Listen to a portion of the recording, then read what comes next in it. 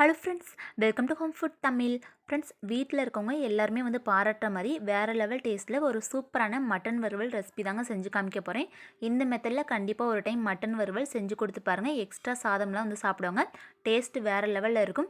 ஒரு சிலருக்கு அந்த குழம்புலேருந்து மட்டன் பீஸ் எடுத்து சாப்பிட பிடிக்காது. அவங்க எல்லாருக்கும் இந்தமாரி மட்டன் வறுவலை செஞ்சு கொடுத்தோன்னா கொஞ்சம் அதிகமாகவே சாப்பிடுவாங்க. ஃப்ரெண்ட்ஸ், வீடியோ ஸ்கிப் பண்ணாமல் பாருங்கள். அப்போ தான் நான் என்னென்ன பொருள்லாம் சேர்த்துருக்குன்னு தெரியும். ஃப்ரெண்ட்ஸ், இது வரைக்கும் நம்ம சேனலில் தொடர்ந்து சப்ஸ்கிரைப் பண்ண எல்லா ஃப்ரெண்ட்ஸ்க்கும் ரொம்ப ரொம்ப தேங்க்ஸ்ங்க.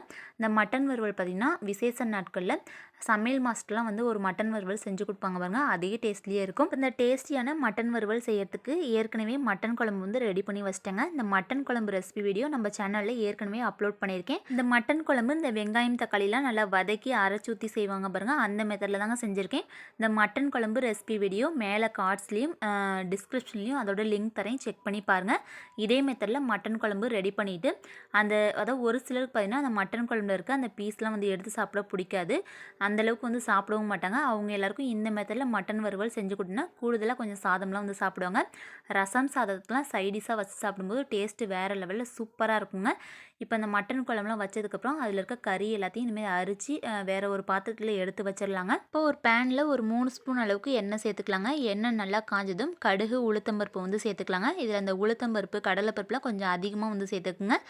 ஏற்கனவே மட்டன் குழம்பு வைக்கும்போதே இந்த பட்டை கிராம்பு இதெல்லாம் சேர்த்துருப்போம். இந்த மட்டன் வறுவலுக்கும் அதை சேர்த்தோம்னா கொஞ்சம் ஃப்ளேவர் அதிகமாக இருக்கிற மாதிரி இருக்கும். அதனால் கடுகு உளுத்தம்பருப்பு கடலைப்பருப்புலாம் கொஞ்சம் கலர் மாதிரி வந்ததும் 2 மீடியம் சைஸ் பெரிய வெங்காயத்தை இதுமாதிரி நீல வாக்கில் கட் பண்ணி சேர்த்துக்கலாங்க. ஒரு கொத்தளவு கருவேப்பிலை சேர்த்துருக்கேன். காரத்துக்கு ஏற்ற மாதிரி பச்சை மிளகாய் சேர்த்துக்கணும். நான் ஒரே ஒரு பச்சை மிளகாய் சேர்த்துருக்கேன். ஏன்னா குழந்தைங்க கொஞ்சம் அதிகமாக காரம் சேர்த்தா சாப்பிட மாட்டாங்க.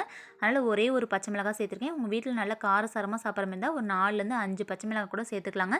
இப்போ கொஞ்சமாக பெருங்காயத்தூள் சேர்த்துட்டு உப்பு பார்த்திங்கன்னா அந்த வெங்காயம் வதங்கிறதுக்கு மட்டும் போட்டிருக்கேன். ஏன்னா மட்டன் குழம்புல ஏற்கனவே உப்புலாம் சேர்த்துருப்போம். லாஸ்ட்டாக பத்துலனா தூள் உப்பு சேர்த்து நல்லா மிக்ஸ் பண்ணி எடுத்துக்கலாங்க. இப்போ இந்த வெங்காயம் லேசாக நல்லா கலர் மாதிரி வந்ததும் நம்ம ஏற்கனவே மட்டன் குழம்புலேருந்து கறி எடுத்து வச்சோம் பாருங்கள். அந்த கறி எல்லாத்தையும் சேர்த்துட்டு ஒரு அரை கைப்பிடி அளவுக்கு தேங்காய் துருவல், கொஞ்சமாக கொத்தமல்லி தழை சேர்த்துட்டு மட்டன் மசாலா ஒரு ஸ்பூன் அளவுக்கு சேர்த்தா போதுங்க. ஏற்கனவே அந்த மட்டன் குழம்புலேயே இந்த மசாலா எல்லாமே சேர்த்துருப்போம். தனி மிளகாய்த்தூள் குழம்பு மிளகாய்த்தூள்லாம் காரத்துக்கு ஏற்ற மாதிரி எல்லாமே சேர்த்துருப்போம். அதனால் மட்டன் மசாலா மட்டும் சேர்த்துக்குங்க. இப்போ நல்லா மிக்ஸ் பண்ணி எடுத்துக்கலாம். மசாலா சேர்த்துக்கிறதுனால சீக்கிரமாக அடி பிடிச்சிரும். அதனால் அடுப்பை நல்லா மீடியம் ஃப்ளேமில் வச்சுட்டு அந்த மட்டன் மசாலாவோட பச்சை வாசனை போகிற அளவுக்கு நல்லா மிக்ஸ் பண்ணி எடுத்துக்கலாங்க. அதேமாதிரி தேங்காயும் நல்லா வதங்கி வரணும். அப்போ தான் இந்த மட்டன் வறுவல் சீக்கிரமாக கெட்டு போகாமல் இருக்கும். இப்போ நல்லா இதுமாரி கலந்து எடுத்துக்கலாங்க. இப்போ இந்த மட்டன் வறுவல் செய்யறதுக்கு சின்ன வெங்காயம் சேர்க்கறதா ஒரு 2 கைப்பிடி அளவுக்கு சின்ன வெங்காயம் சேர்த்துட்டு இந்த மட்டன் வறுவல் ரெடி பண்ணிக்கலாங்க.